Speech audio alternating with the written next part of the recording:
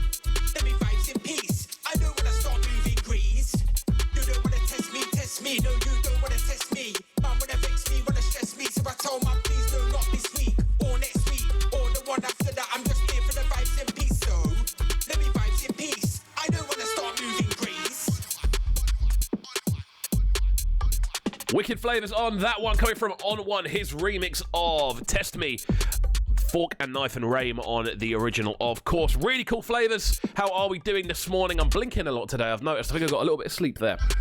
There we go. That's what happens when you do a show from home. How is everyone doing? Let us know how you are feeling. Leave a little message in the chat box. We are live on Cubcam TV, which is growing very, very quickly, like surprisingly quickly. We've nearly quadrupled over the last sort of 2 weeks or so, which is huge. It's huge numbers, which I'm really, really excited about, if I'm being honest with you. But yeah, out to everyone who is supporting the channel, as per, please do, for new listeners, please do drop a subscribe and a favourite on this video. Every subscriber makes a huge difference. Out to everyone who caught the brand new Wiley video yesterday as well. Those are videos we're going to be doing more regularly. I quite like the process of it. It's the first time I've done anything that has been properly scripted, shall we say, for YouTube. I actually sat down and wrote the script out for what I was going to say about each tune. Obviously did my research, went and got the tunes, built the video up afterwards.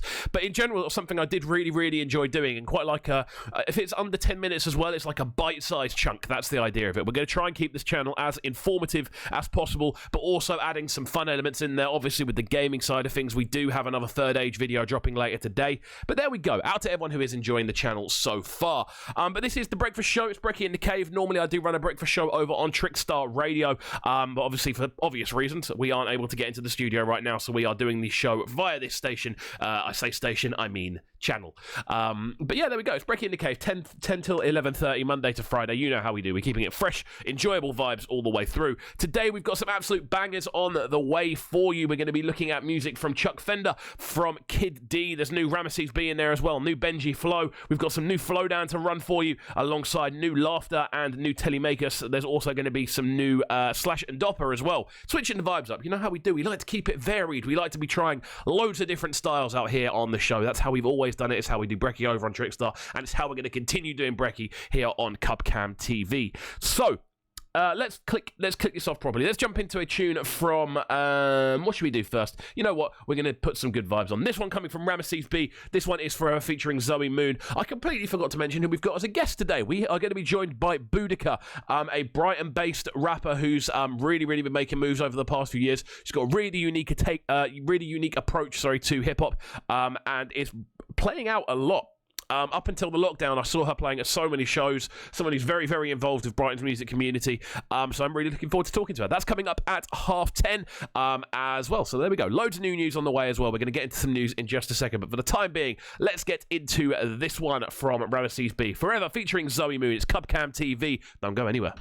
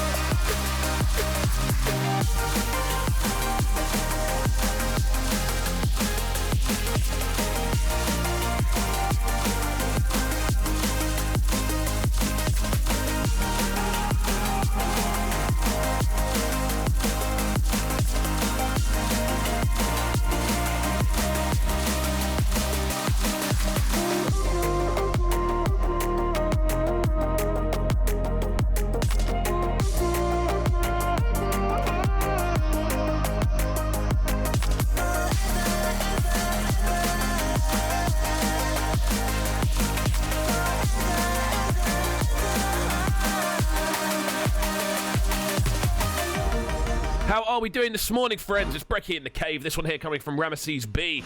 Track entitled Forever. Futuristic liquid vibes on this one. As I've said before, we like to switch up the flavours very often. Keep it nice and fresh all the way through, doing different styles, different genres. Just in general, loads of different stuff. I'm going to get into some news in just a second.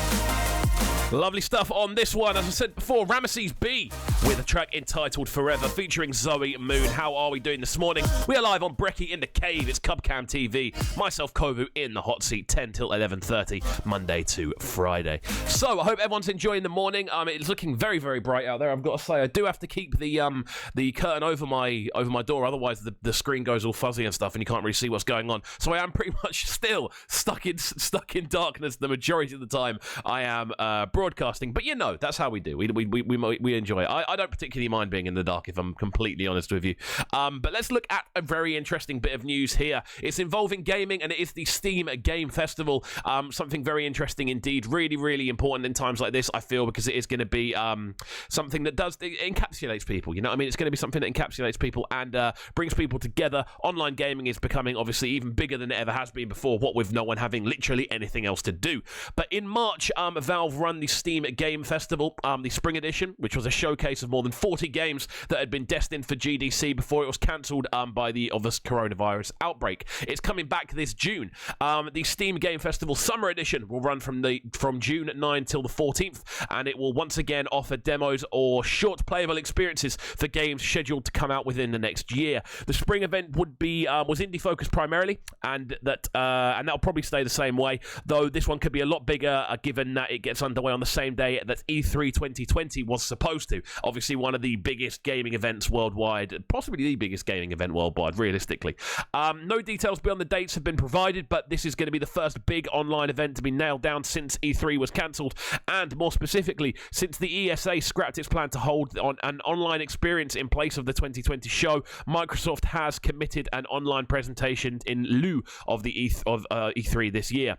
Ubisoft and Electronic Arts have said they're looking forward to it, and Devolver Digital still plans to go ahead with its Devolver Direct show, but none of them have confirmed dates as of yet. The E3 event, the PC gaming show, will also be happening this June. So there we go. Really interesting news for gamers. And again, making do, changing things up, switching things around, but adapting to the situation. That's what we're starting to see. Well, we're not even starting to see it. It's been happening for a while now. Everyone's getting involved and actually switching their vibes up, switching their flavors up, and doing things that still allow people to enjoy their products without necessarily compromising the current situation, which is what people need to be doing. Another thing, that's why we do this show from home now. But let's get into another banger, shall we, before we get too wordy and talk for far too long.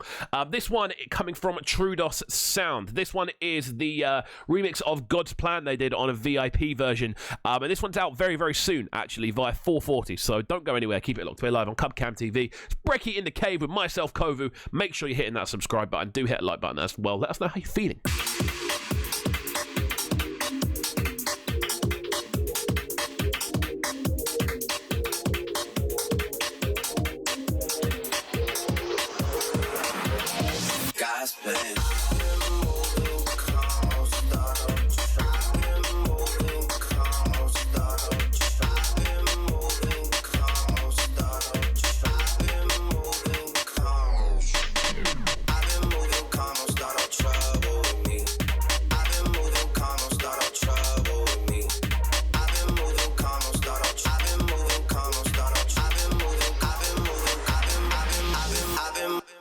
She say, do you love me? I tell her only partly. I only love my bed and my mom. I'm sorry.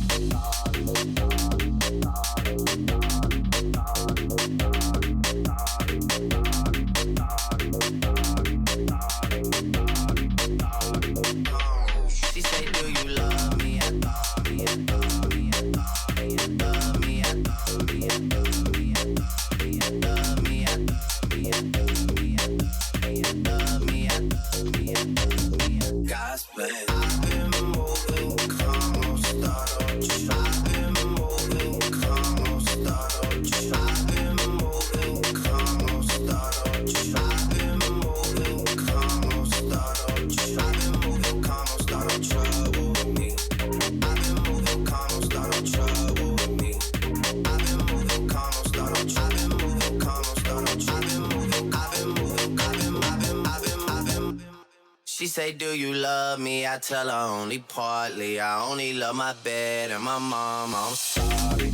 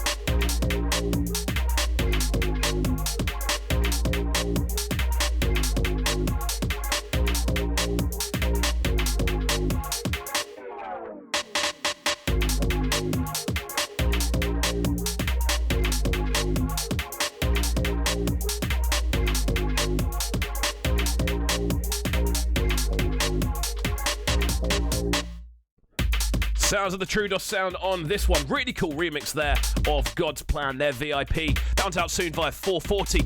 Although it's a VIP, I'm not really sure how it's going to work release-wise, but we'll see. It's I got it on promo a couple of weeks ago, so there we go. Good stuff. Out to all the locked-in crew so far, this is Brekky in the Cave. As you know by now, we are broadcasting live from the cave from Monday to Friday from 10 till 11:30. And I'm really enjoying it. The channel's growing. We are starting to see loads of new influxes of people joining, liking the videos, and we're starting to see people get a bit more involved as well, especially on the socials. A lot more people are getting involved in the videos we put up on the socials.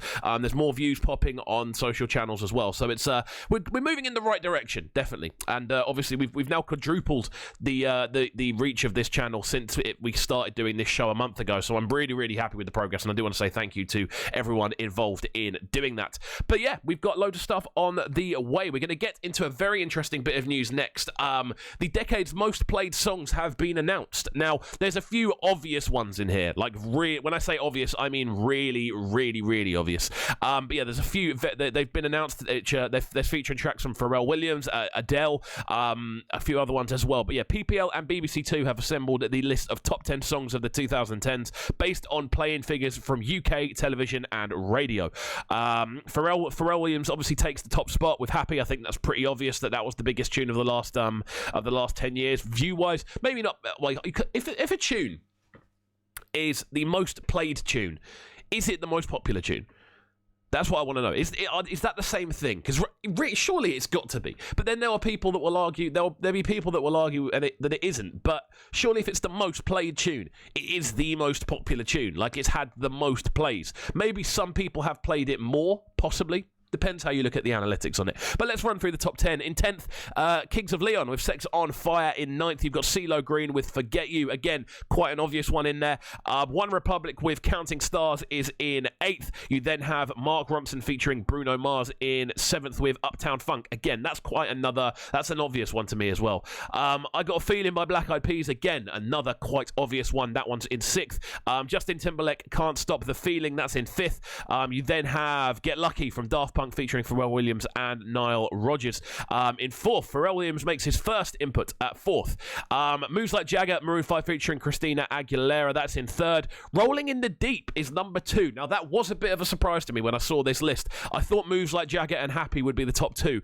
But Rolling in the Deep by Adele is in 2nd. And Happy by Pharrell Williams is number 1. I mean, Happy was quite obviously going to be number 1 on this list. It's one of the most one of the most repeated tunes, one of the most talked about tunes, one of the most viral tunes as well. That for me was a tune that really kind of I feel there was a bit of a plan with that tune to make it go viral, because the way it went viral, everyone had it on, everyone was looking at the video as well. Obviously there was the whole thing about Pharrell having a funny hat as well, which really encapsulated people for some reason. But yeah, that was part of the plan. Good stuff. There we go. That's the top 10 most played tracks of the last 10 years, people.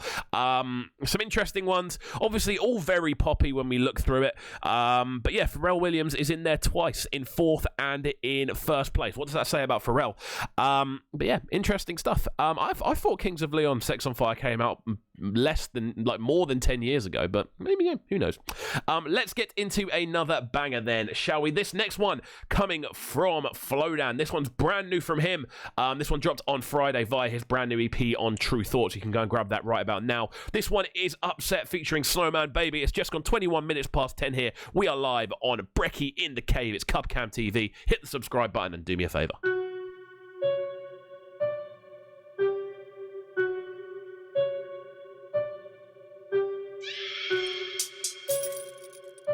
Simple, you know, it's never been complex.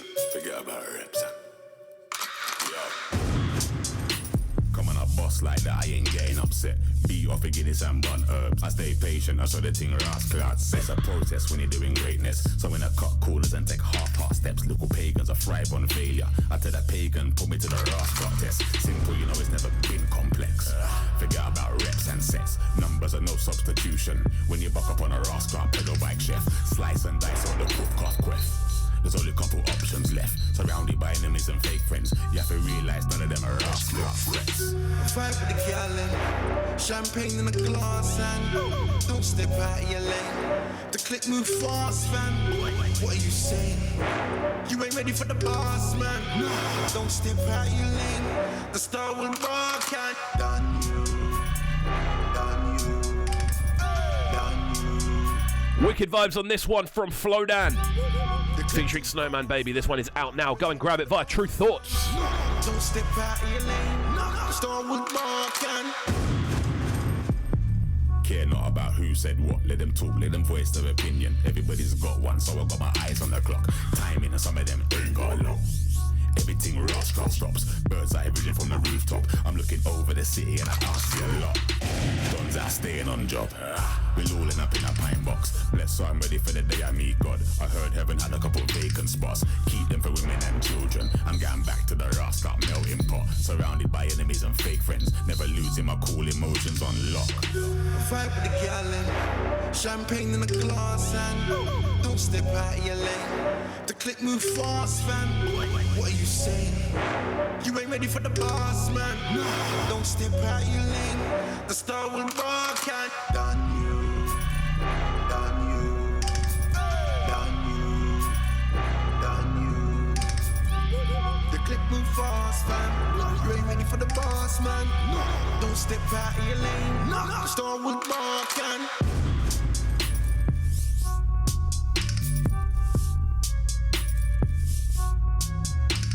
there we go. Wicked vibes on that one from Flowdan. Upset featuring Snowman Baby. Keeping the vibes nice and fresh here on Cubcam TV. Out to all the new listeners. For those watching the show for the very first time, please do hit that subscribe button. We do stream live on the Cubcam TV YouTube channel from Monday to Friday, bringing you fresh flavours, news, information, loads of music interviews as well, and keeping people up to date with what's going on. You know, we want to keep stuff primarily looking at the positive scenarios of what's going on, looking at good things that are happening, because as I've said before, it's very important to take in literally everything that's going on right now, and not take it lightly, but also look to the positive things that are happening as well. And that's what we do here at Cubcam TV, be it through gaming videos, be it through musical conversation, or just be it for having a good time more than anything else. We're going to be looking here at some film news, which comes from Disney Plus, saying that Robin Hood apparently is set to become the latest Disney film to get a live-action remake. The 1973 animated film is reportedly set to be adapted into a new version that will come to the streaming service Disney Plus. I don't know if it's direct, though, but this comes from Hollywood Reporter. Work has begun on the new version of the classic tale. It will be directed by Carlos Lopez Estrada, who has directed 2018's Blind Spotting, as well as music videos for Billie Eilish, When the Party's Over, and George Ezra's Shotgun. There we go. So apparently there's also a live action remake on the way for Lady and the Tramp as well. Now, I've watched most of the live action replays. Obviously I haven't seen Mulan yet, because I don't actually think that's even out. I have seen the Lion King. I have seen Aladdin. I haven't seen Lady and the Tramp, though. Apparently that's out. Is that out? Didn't know that was out, but there we go. But yeah, I enjoyed Aladdin. I enjoyed Lion King as well. I preferred Aladdin to the Lion King, and I haven't actually seen Jungle Book either, so I probably need to take a look at that. But how do we feel about live action films, man? I think overall they're quite good. I like the idea of them. I like the fact they're basically reimagining classic Disney films to what is an entirely, at this point, an entirely new audience. But I think they don't necessarily convey the same sort of original beauty, or they don't really hold true as much on the message side of things that did. That realistically, a lot of my generation and people slightly older and slightly younger had our moral codes almost written by. Realistically, our sort of do's and don'ts, our rights and wrongs, are obviously very heavily influenced by what we take in at the time, and most of us were watching animated Disney films when we were growing up. So there we go. It's quite interesting to look at when you get more deep into it. But let us know how you're feeling in the chat. If you are interested in these live action movies, do let us know. Let us know your favourite ones, and if there are any animated films from Disney you would actually like to see remade into a brand new live action remake. That's what they're called, isn't it? Let's get into another one next then. This one coming from the wonderful Benji Flow. This one going by the name of Wonder Girl. It's just gone 26 minutes past 10 here on Cubcam TV. As I said before, please do hit that subscribe button. Let us know how you are feeling, and don't go anywhere. We're going to be jumping on the phone with Boudicca in just a second. So yeah, keep it locked. Oh, yeah.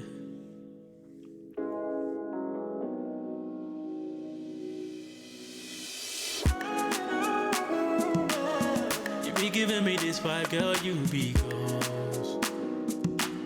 So whatever you be feeling, it be yours. You don't ever have to worry, take it slow. So just pull up on me, girl, and still Cause you be giving me this wine, girl, you be ghost. You be riding a shotgun, girl, let's roll. Yeah. You don't ever have to worry about these. As long as you're mine, you still my treasure, girl. Ooh, I wanna, girl. Hey. Wonder, girl. My treasure, girl. Hey, only girl.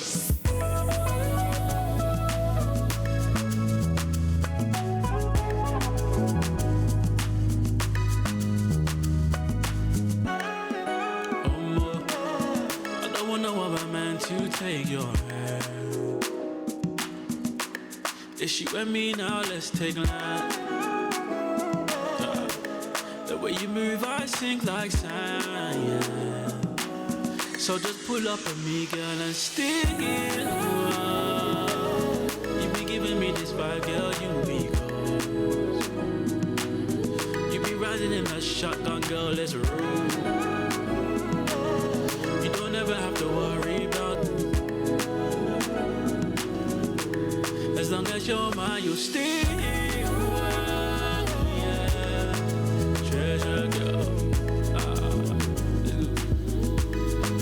wonder girl. Sounds of Benji Flow on this one with Wonder Girl. We'll be jumping on the line with Boudicca in just a second, so don't go anywhere. Only girl.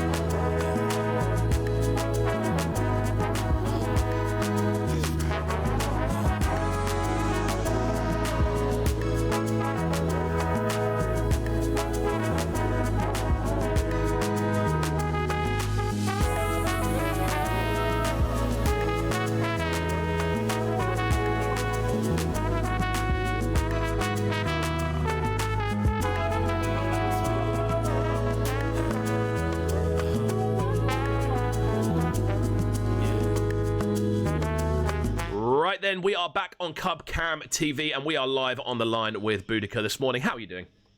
I'm doing good, thanks. How you doing? I'm good, man. I'm good. I've been looking forward to this one. There's loads of stuff to talk about. Obviously, the new album's out there. We're going to be looking through sort of the shows you've been playing recently as well.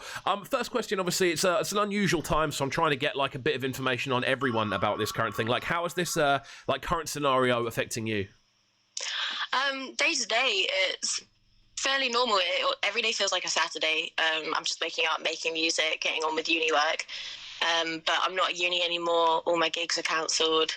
I was organising a festival and that's not going to be going ahead either. So loads of things that have not happened that is really, really feels like it set me back at first. And then when I learned to deal with it and adapt and come up with new creative ways to think about going around things, it became sort of like that be careful what you wish for thing. Yeah. Because I always said I wish I had all the time in the world to sit at home and do music, and now I have it. I kind of it's almost limiting to an extent. Yeah. Which is very unusual. The whole scenario is very unusual, and obviously I'm speaking to different musicians every day. So to hear their different things of things have sort of changed. Things are very different. I've heard a lot of people actually say musician wise that because they're not actually able to go out and experience things, they're actually struggling for information. Is that happening to you? Yeah, I think I used to go to a lot of other people's shows and then come home and write based on that vibe and that energy that it'd given me. And now it's that thing of even as a writer, you like to go to different settings and write in rehearsal studios with different musicians, or go to your mate's studio and work together. But being by yourself is very confined. I'm very blessed that I moved in with Oxmo, my producer and partner, and we get to make music together. It's absolutely amazing. That must be quite like a relief then, obviously, because there's a lot of people out there who obviously travel to studios and their studio isn't in a home scenario. It must be quite good to know that even when inspiration strikes, you are able to pretty much just run straight in and get stuff down. Yeah, I mean, it meant so much to both of us our whole lives. We both basically invested like everything we had into making our own home studio. And then sometime last year we put our stuff together and created like one big one. And it's been where we've made my album, his album, and like we actually got a joint project that's going to be coming too. And the first thing we did in our first week of isolation was finish that joint project. Oh, wicked. So it's in that was like, so there are successes coming out of the current scenario more than anything else. Yeah, I mean, I would say so. Like the main thing about evolution is we all have to adapt, and you know, we've been told our entire lives that the world is going to change and we need to learn to adapt, and we need to have that flamboyancy about us, you know what I mean, to just like bob along with the currents.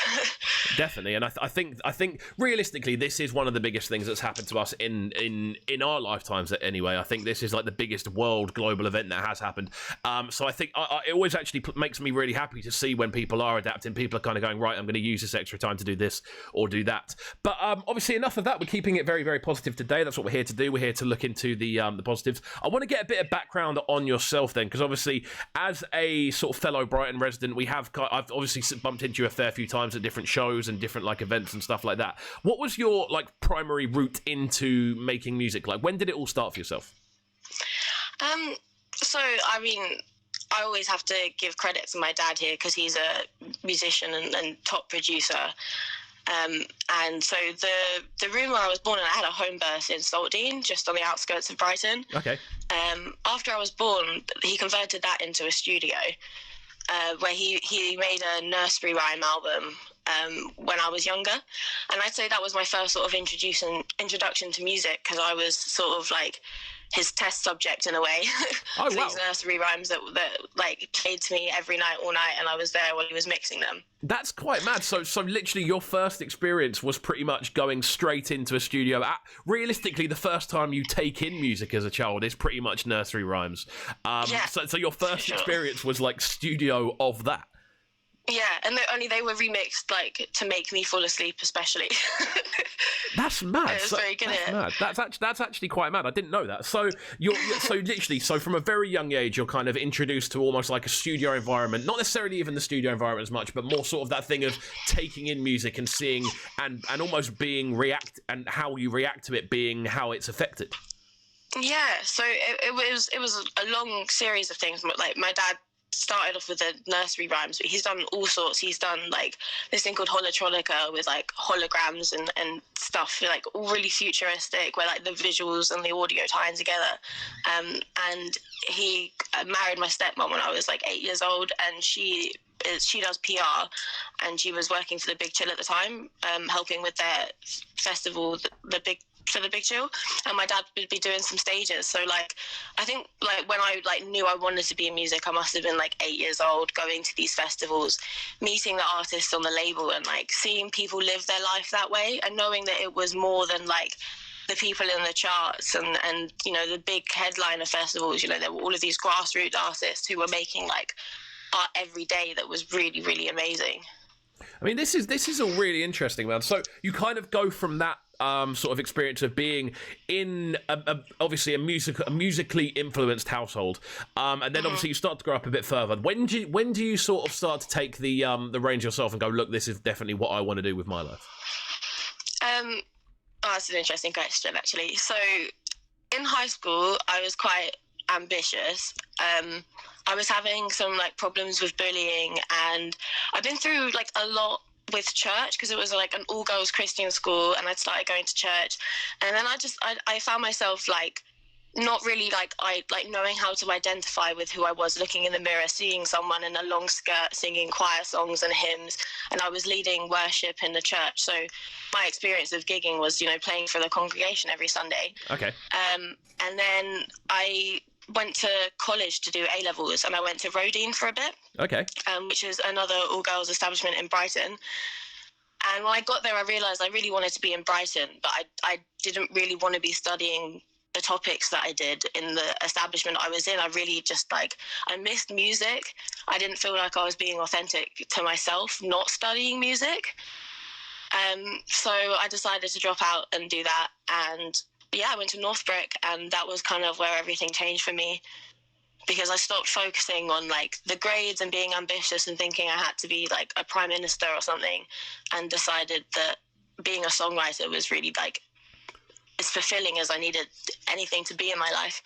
Okay, interesting. So it's very much you kind of pushed yourself into doing what felt to be the natural thing. The natural thing to do for you was music, and realistically, that there's probably a lot of growing up in that musical household and being like part of that album when you were younger. That's probably plays a big part in that.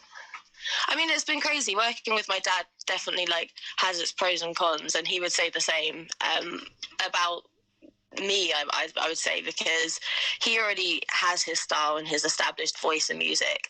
So when we worked together, he would be teaching me things, but I would want to also teach him in a way. Okay. I know that sounds ridiculous as like a little girl, but like I always loved hip hop, and I always had this like thing about grime. Even when I was like 12 years old, I just really thought like London rappers was like where it's at. And like from in my hometown in Worthing at the time, like I did get laughed at a little bit, like being into like Chipmunk and N-Dubs wasn't really like the done thing for a 13-year-old girl. So and like even my older sister, like she would like make fun of it and stuff, and I kind of like, when I was 12 years old, I recorded my first verse and I took it into school and I showed everyone a little music video I'd made, and I just got like so much hate for it. And so like in those circumstances, it's like, it's really great that my dad was there encouraging me to like go for it and record the rap verse and like film it and stuff, but then also letting me go into school and like possibly make it out of myself when like my like rapping wasn't actually like where it needed to be yet. Of course, you know the funny thing is I have a very similar story on this myself, because pretty much exactly the same thing is what I did. And I remember that first feeling of going in and showing people like a music video and everyone kind of being like, what are you doing? Like literally, what are you doing? And I remember that feeling of I remember the feeling at the time being very like, I don't get why people are so like against me doing this. Like, was it a similar sort of thing for you? Yeah, I mean, I was such a weird kid, man, like, not gonna lie, because I'd moved school, so like a lot happened when I was younger, so I haven't really mentioned my mum in all of this, but like when I was a kid and my dad was a producer, she was the mayor, and then she ran for MP, and then she didn't get elected, and then my parents split up and I moved towns. And so like when all this happened, and I thought I was going to be like an MP's daughter and my family were going to stay together, and then it all went the opposite way.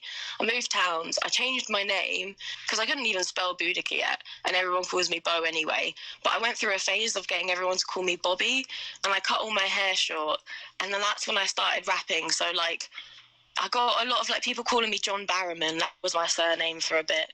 And I thought that was fine because, like, you know, I like Torchwood, I like Doctor Who. Yeah, I was going to say John Barrowman is a certified G in my opinion as well. Yeah, so. and he's quite cute, and like I didn't take it that offensive, but I get what they were trying to be mean, but they just weren't very good at it. Yeah, there's definitely worse things you can be called than John Barrowman, I've got to say. Yeah, for sure. But I mean, as a little girl, I was very confused. I was like, no, I'm not. I'm Donna Noble. Do you know what I mean? Yeah. but there, I mean, it's an interesting story, kind of moving forward. I want to get as much music into this conversation as possible as well. So obviously, the new album's out. We're going to talk about the album next. Now we've got a bit of backstory on yourself. We're going to jump into one of these first tunes. Let's do since we're talking about Doctor Who and Torchwood and John Barrow, we're going to do Dr. Pepper first. Talk to me about this tune.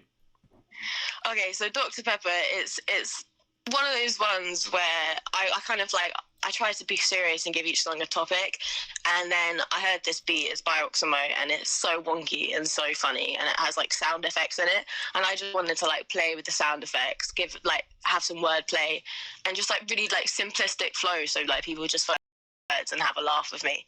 Obviously my surname is Pepper. I love Dr. Pepper. It just works on so many levels then, this one. Yeah, on Tap TV are making a video for this one. Hi, Boudicca. Just want to know if everything is fine where you are. Maybe you can send me a short message and then we can have a talk.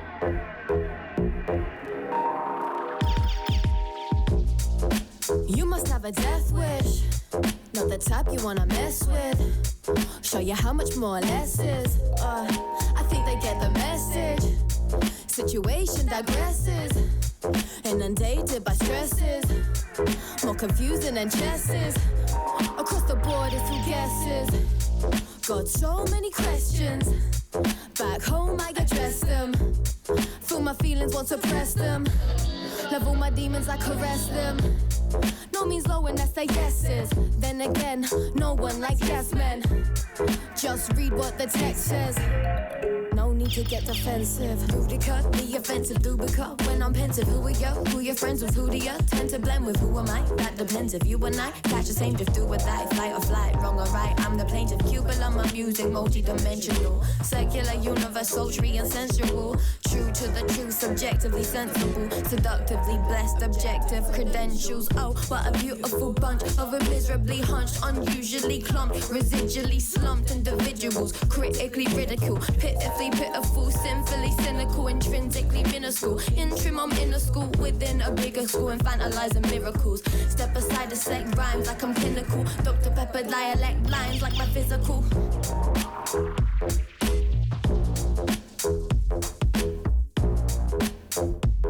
Right then, we are back on the line with Boudicca this morning. Now and then going by the name of Dr. Pepper. Very wonky flavours on that one. I see exactly what you mean. Really, really cool tune, though. So let's get into a discussion about the album. That's the main reason we're on the line today, because this is something we do want to kind of get in depth with. Talk to me about the album. Like, it's out now, I believe? Yeah, it's out on all streaming platforms. It came out on the 10th of April. It's called Pushing Up Daisies.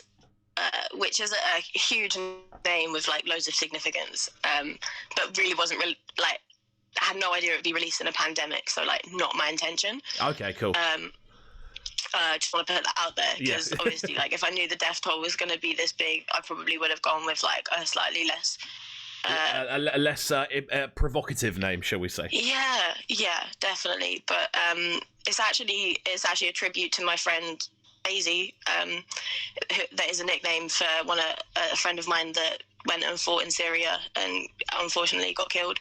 I mean, that's I mean, that must have been a horrible thing to experience.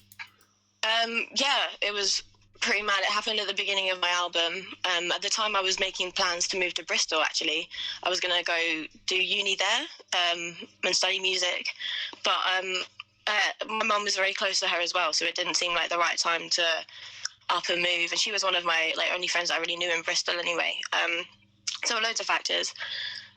So that was a huge one, and then it also like coincided with my relationship with like mental health, because there was like a couple of years there where like I wasn't really sure I was going to make it, essentially, and then music was the thing that sort of saved my life. Okay, so with this project, then, would you say this is very much an amalgamation of everything you were feeling at that sort of quite testing and difficult time for yourself? Yeah. So basically, like over the years, I've written a lot of music, and what I've found that I do is I will feel something very, very deeply for like a few months and let it sit with me, and then get that emotion out in a song. Okay. And then my projects come together after like 2 years. I've put all of the big moments in that 2 years into a track, and then you can see a little story of how the couple years have panned out. So that's very much what this album is. I started it in my room by myself in 2018. Not really knowing where I was going with it, in like a weird place musically and just in life in general. And then I got a message through from Oxamo on SoundCloud saying that he'd started Collective Mind Records and was looking for artists with like a message similar to the one that I was giving. Okay. And we had a gig, so that was my first gig with my live band that I'd been putting together on the side. So I played with the live band, met the label, and then literally the next morning we were on Trickstar, and before you know it, we were residents.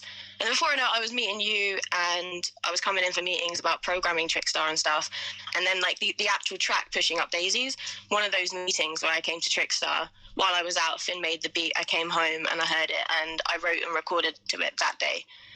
Wow, so this is all pretty much like it's a quick process, I think, is what we're getting at here. It wasn't like a stretched out scenario. It was more like a thing of, oh, this has happened, so now this is happening, so now this is happening, so now this is happening.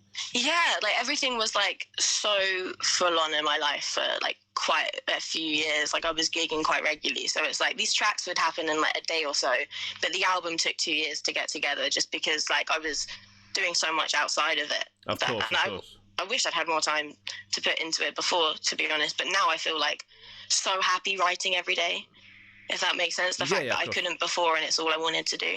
So when you were like putting together this project, then was it a case of were you like aware of how you wanted the entire project to sit and look like after a while, or as you said earlier, were you pretty much just making tracks and then kind of went, okay, we've got a selection here, now let's work towards an album because we've got like a good basis? So I would say that I've been thinking about making an album since I was like 12 probably.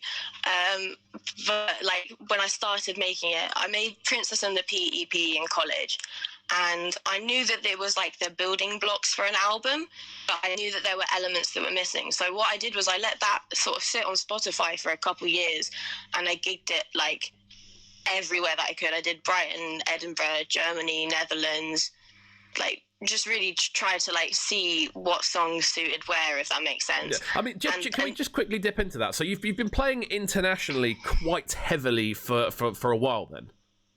I would say mainly over the past year. Like it definitely took a step up after my trip to Edinburgh to do Fringe 2 years ago. Okay. That was my first time sort of like travelling across the UK. It was my first time ever going to Scotland, to be honest. How did you find Scotland? It's amazing. It's literally my second home. I would live there if I could. It's a very, very beautiful place. I'm an Inverness guy myself. That's my kind of area. But I love their politics as well. I have to just throw that out there. I absolutely love Scotland, man. I think more than anything else as well. Interesting thing about Scotland, I find, is the obviously when you're in Edinburgh, did you get into any of the hip hop scene they have up there? Because it is quite a vibrant thing going on.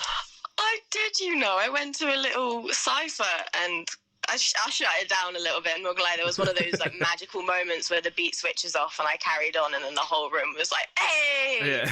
But, like my name's Boudicca, and if there was ever gonna be a hip-hop cypher I went and felt at home, it was gonna be in Edinburgh. Yeah, of course. But my best mate is called Iron Master, and yeah, he's a rapper in Edinburgh. Like I literally wouldn't be the rapper I am today without him. So many like FaceTime calls up until 3 a.m. explaining like multi-syllable rhyme schemes. Like so much appreciation for him. But diving into essentially the real kind of building blocks of crafting rap music. Yeah, I mean, like if you're into hip hop, you're gonna have those mates where you can just talk on like a deeper level, like not as like a listener, but as like a practitioner. Definitely, man, definitely. So we're kind of looking at the album as like an overall project now. Then, how many producers were involved? Is it pretty much just you and Oxomo overall? Yeah, there's a track by Guzzi as well, and my dad obviously helped out with the overall mastering. But we've been working together so many years with like that conversation that we have, that dynamics. Like he knows kind of what I want on a vocal by the way I record it for him, if that makes sense. Yeah. Okay. Cool. I mean, overall the album looks really, really good. The layout of stuff's good. There's a lot of differentiation, a lot of variation, but again, there's a feel of cohesion running through the middle of it.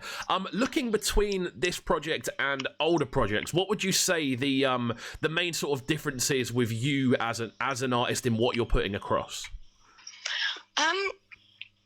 Probably maturity. Okay. If I'm quite honest, I was 17, 18 when I wrote the last project, and this one I'm 20, 21, figuring out the world a little bit more, and really like studying my craft, like not just practicing in a room by myself, but taking myself to university, being graded on my singing, trying to get better, doing vocal exercises. And I think even this album, I would say I was holding back a little bit because some of it was recorded prior to those singing lessons. But it's been such a jumble. I moved house like 4 times in making the album, so it's like there are different mics and different rooms. Yeah, that whole like. I mean, sorry, just to cut in there. I mean, surely in like the production side of things, that must have affected things sonically. Yes, it was really difficult, but unfortunately, there's like not a lot can be done when you're living out of like your backpack when you start an album. But it's been amazing, you know. Now I've got my flat in Brighton, and I feel like I really did change my life and sort myself out whilst making this project, and I hope it comes across, because like I only got like a couple months of feeling secure and settled before this whole pandemic happened, and that's like probably all I'll ever experience of it in life, but I'm really glad that I did. Okay, I mean that's quite warming then, to know that this project almost like took you, whilst you were making this project, it was almost like the companion you had with you through that journey into finding that sort of secure place.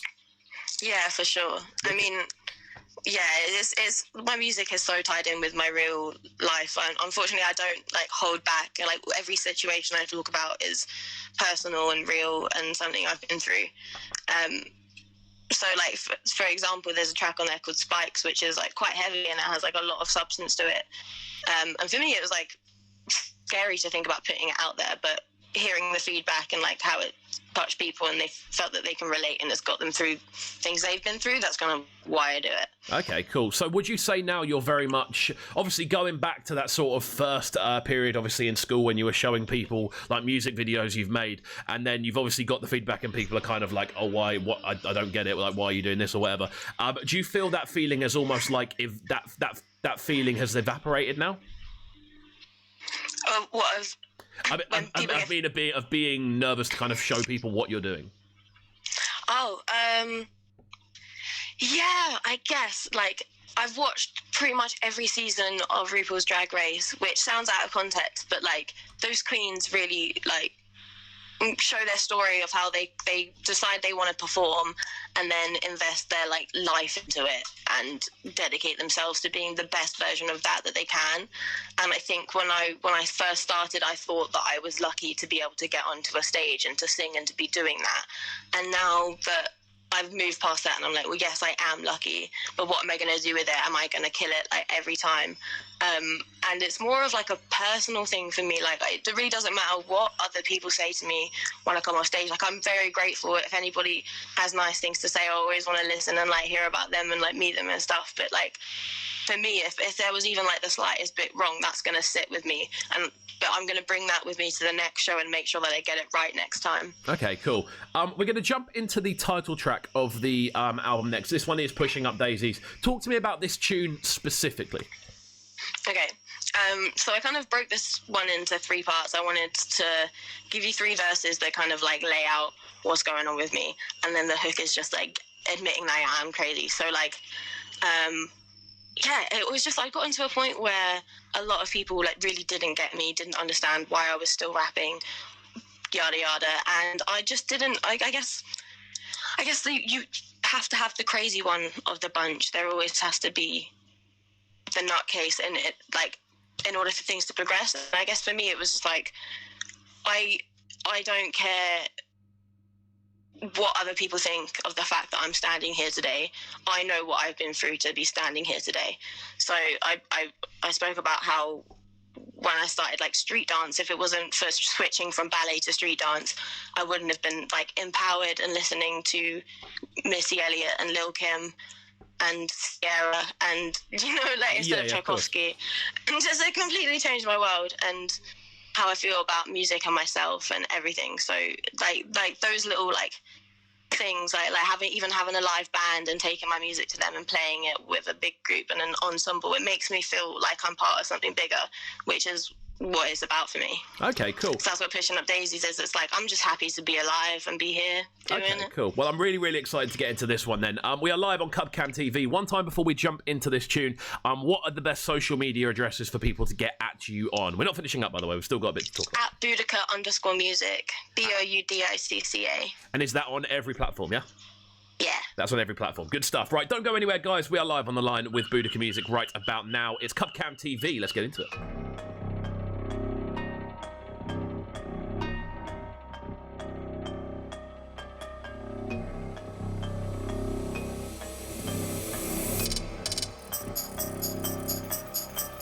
Producers in my inbox, like bro, do your things on my shit pops. I got slow grip stuck up in gridlock. On top, all 5 pillars of hip hop. Freestyle pop and lock and dropped off. Belly for street dance hot, it popped off. Back in the day, cat and an ace. I was 8, they said it was a phase. Pissed off, kicked off, got sick of take box system, so I skipped off to nourish my brain. brain, diagnosed insane, flourish or decay. Harness my rage, flip off when I zip wide on the stage. Rock climb, tip off, boulder and break. Grip tight on all I have says, hold tight as I come of age.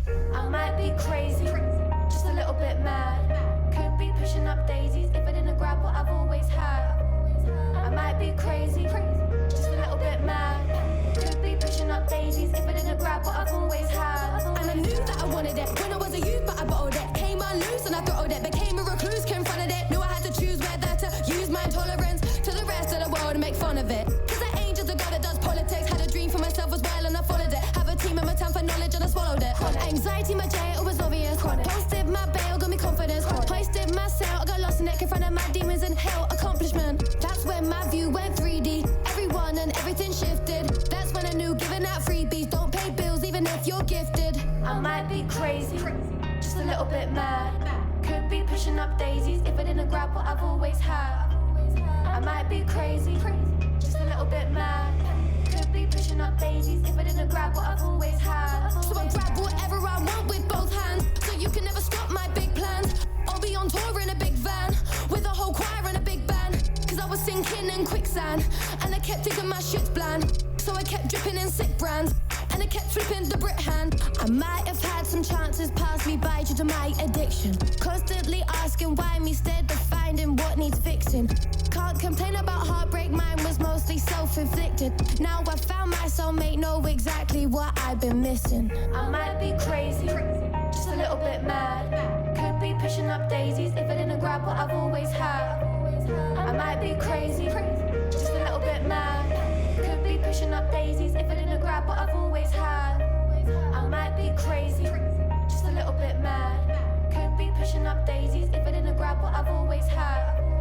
I might be crazy, just a little bit mad. Could be pushing up daisies if I didn't grab what I've always had. Right then, we are on the line with Boudicca right about now. It's Brekky in the Cave, out to all the locked-in crew this morning. As I said before, new listeners, please do hit that subscribe button. It makes a huge difference, and we are trying to keep this channel growing as rapidly as it is. So, what I want to talk about next is, obviously, the album's out there. You've done all your work. You've done all your promo work. You're now in the process of basically taking in people's responses. How have you found the response to be? Oh, it's been beautiful, to be honest. I mean, like, all of my friends from uni that I met this year have all gone home to their various locations and small towns, and they sent me some like cute videos, and I've been getting like paragraphs of like reviews from like other rappers and stuff, like being like, "Hello, this is how far you've come. Here's where I think you could take it," and it's been really helpful. Really cool, man. I mean, it must be quite a gratifying feeling, I'd say, to like obviously go from, obviously, as you said before, being very, very, I want to say more sort of new to the sort of essentially approach to making rap music, and now being in a position where you are getting this feedback, you're getting people say how far you've come, and everything along those lines. Like, it must be quite like a gratifying feeling. Yeah, I mean, it's such a weird one. I think I listened to so much hip-hop when I was younger that I kind of, like, always had this vision of myself, like, doing it one day, but kind of, like, laughed it off. And then when I started doing it, I just constantly had this, like, thing in the back of my head that I was, like, it was going to get too much one day. I was going to quit. I was going to give up. Like, how could rapping be worth, like, any of the hassle that comes with, like, the scene?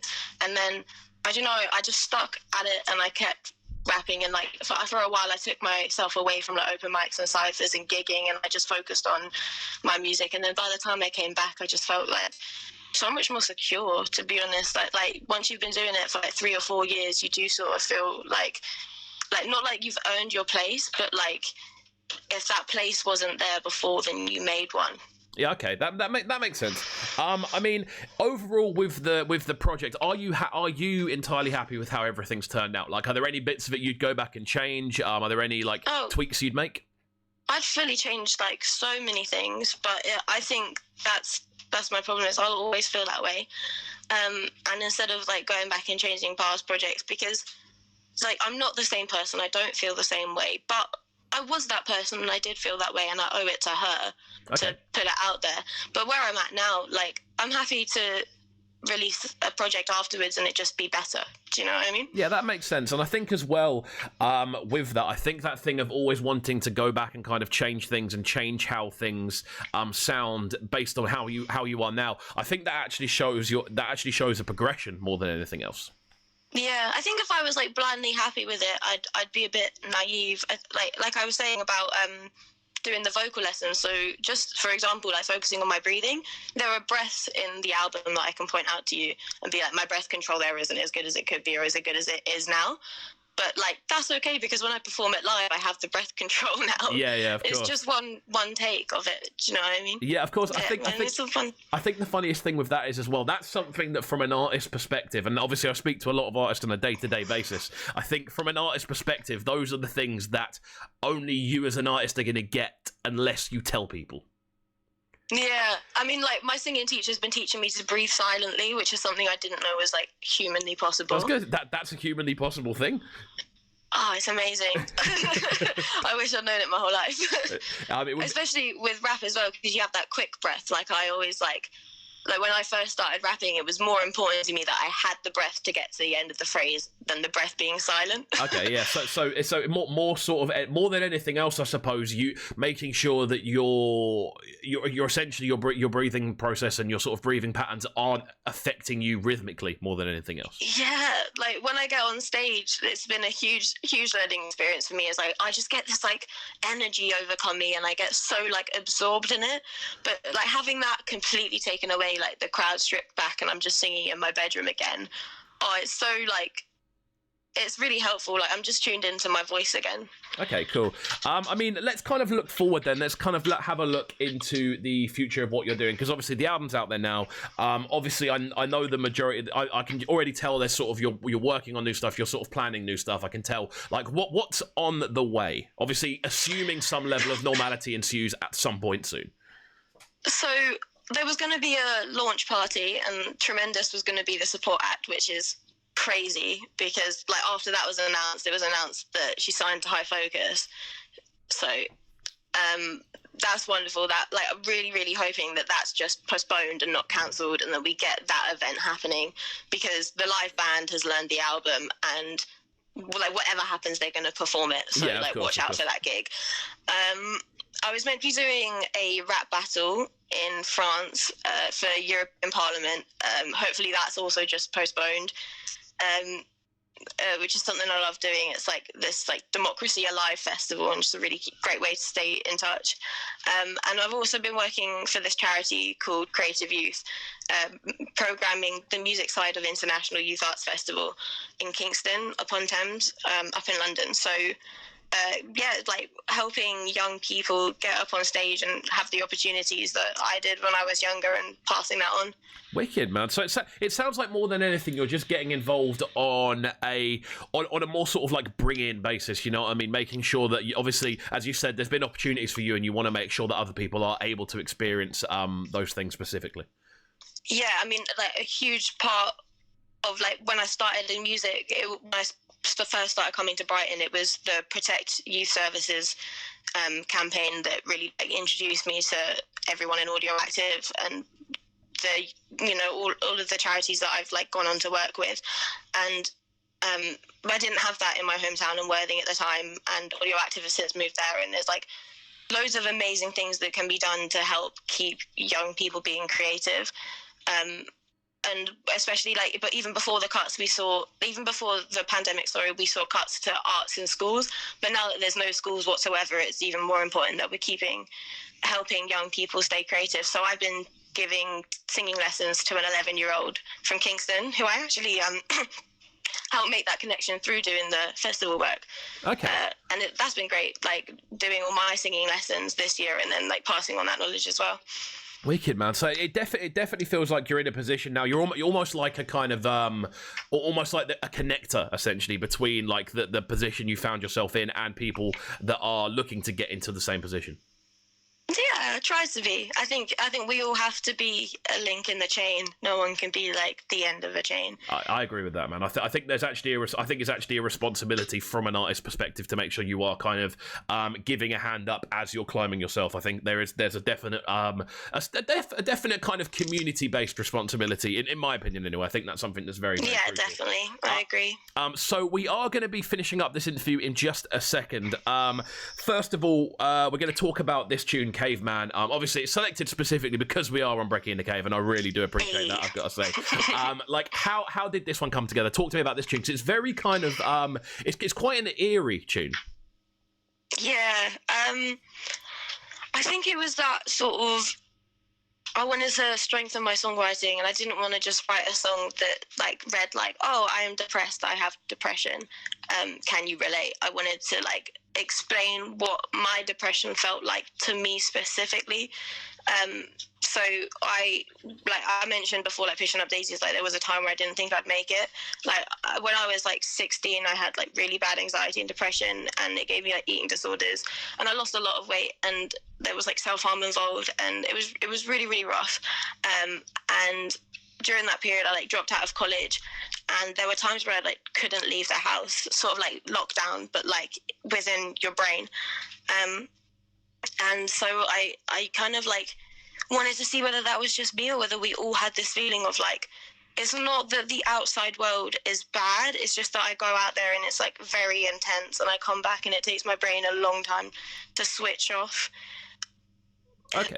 And I was thinking back to like when it was like cavemen like first leaving their cave and first going out into like exploring the world, and like what is it like I kept feeling like I had that feeling of like every time I left the cave, the world was different, didn't know what was going on around me, there was always a new threat, like.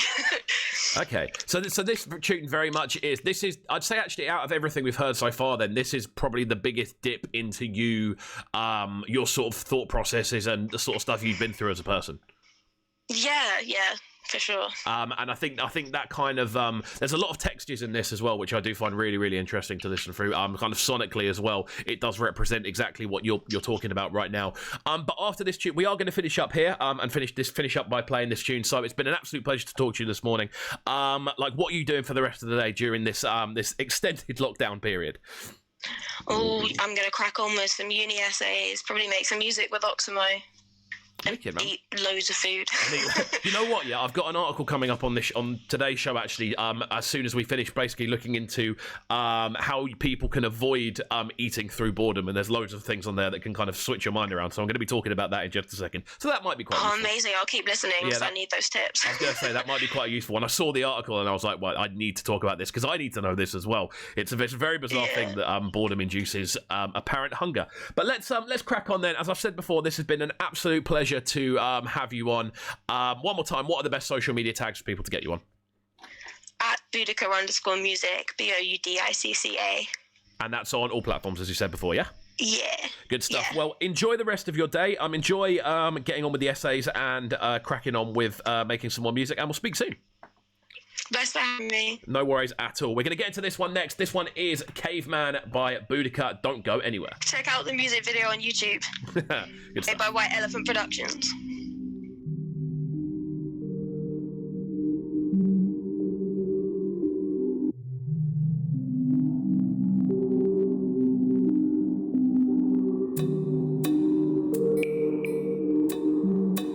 Am I in a cave or it's in my grave? I became a slave, but it made me brave. Am I in a cave?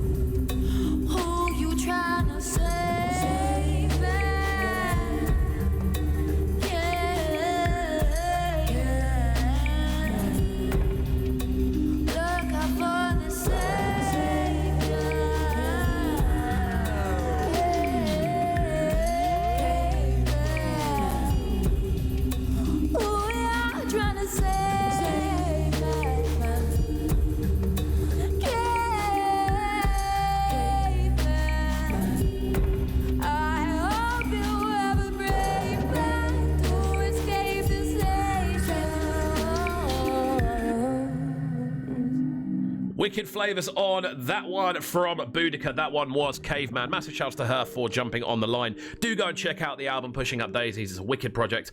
I listened through it all yesterday before coming on the show. But yeah, really, really good stuff there. And really enjoyable to talk through her story as well, where she's come from, like what she's been involved in over the years and where she is now. It's always good to kind of look at like an overall project. But there we go. That one is out now, and we're going to be looking next into a couple of bits of news before we finish up today's show. It's been a really enjoyable one so far, some wicked music and a few other bits as well. But here we go. This is a very interesting article, and this one actually comes direct from MSN.com.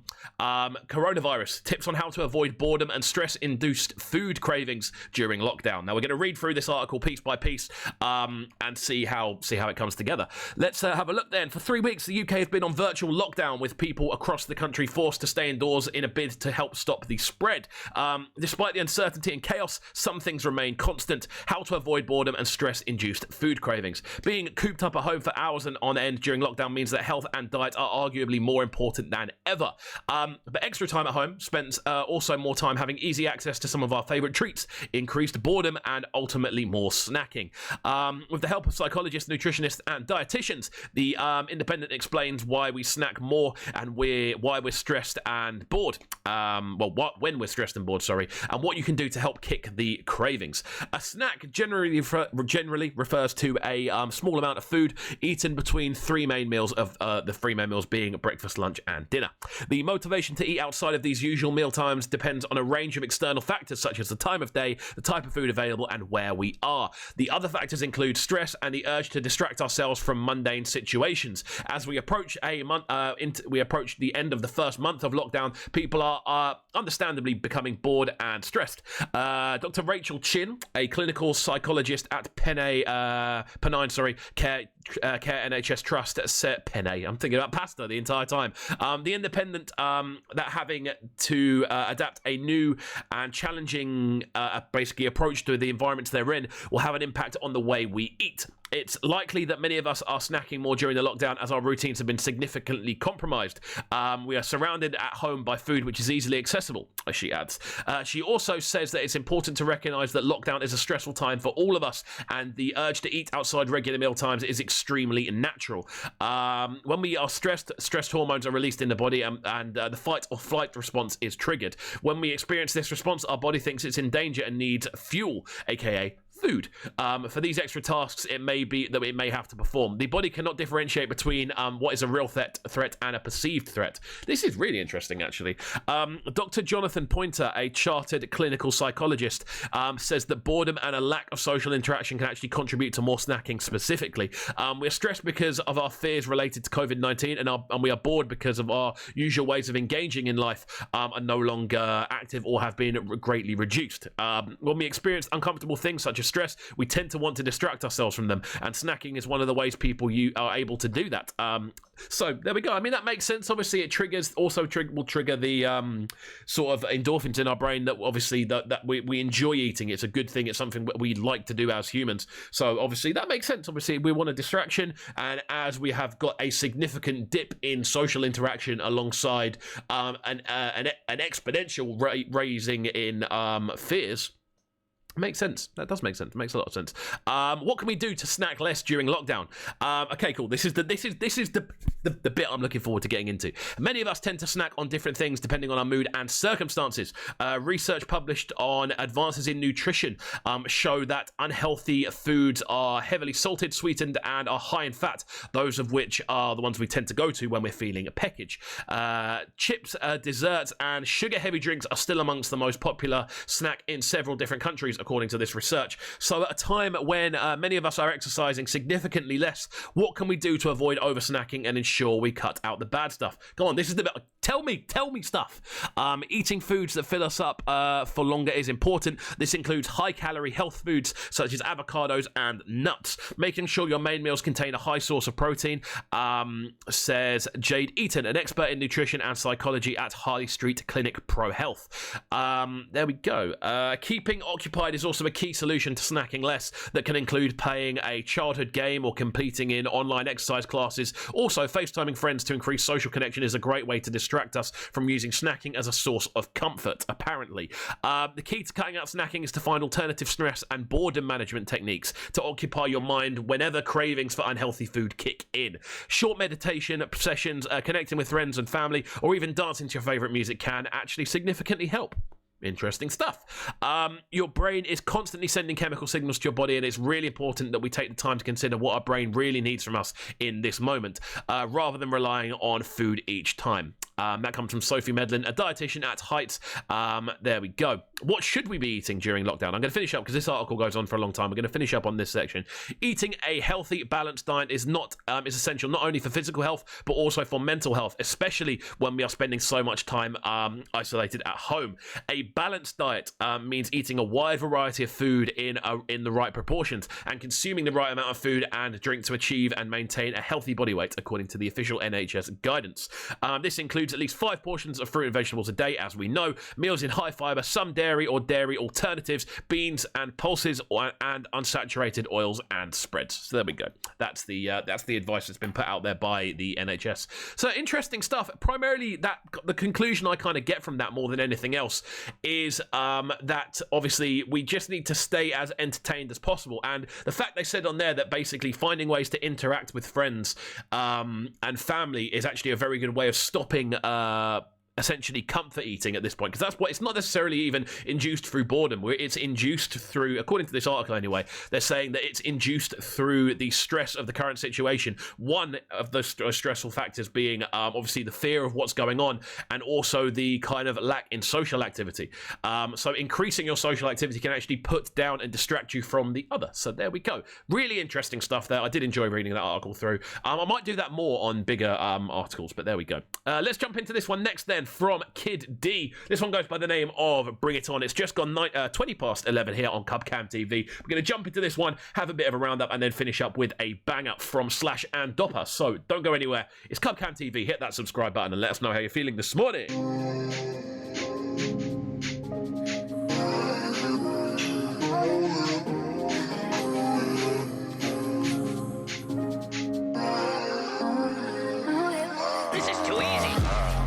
Up to the most high, cause we got love and flavours.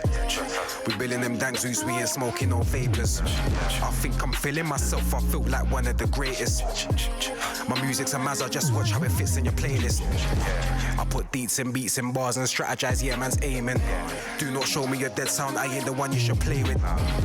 It's 2020, I ain't got no time for you jokers. About ops with who? Go smoke a spliff, about smoke us. You're in tune to the livest jigger, I hope that you're hearing me properly.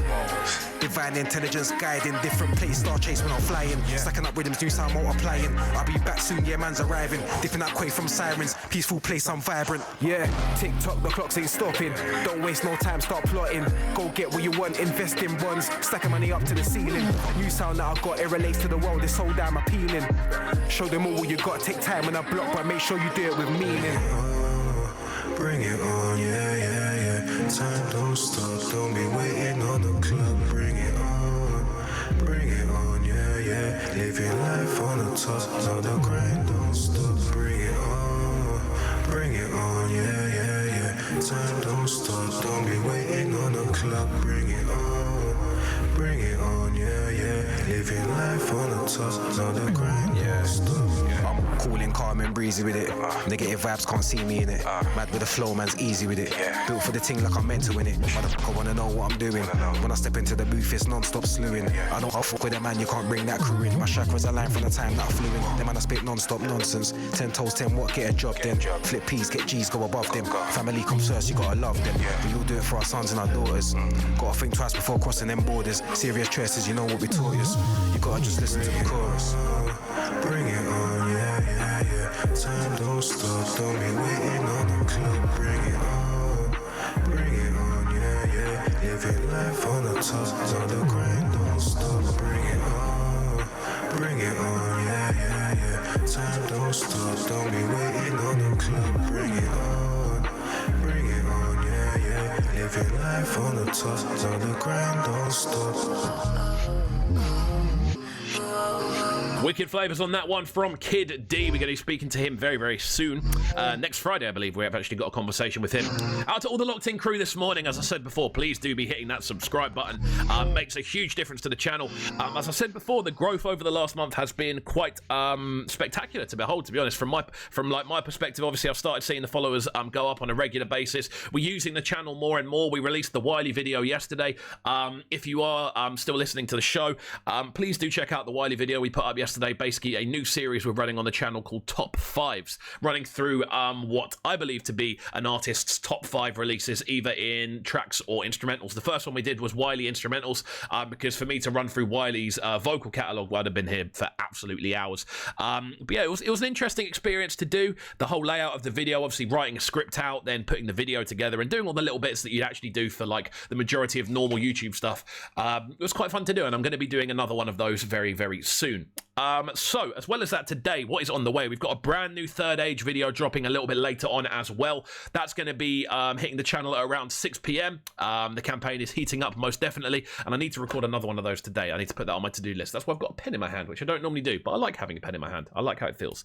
As well as that, we also have a very interesting article on the most recent Cocobolo sound release. That is dropping today on 3000.co.uk. Got a couple of other little bits to do there as well. But yeah, out to everyone who's enjoyed the show this morning. We're going to finish up with a new one from Slash and Dopper, which we're going to be getting into in just a minute.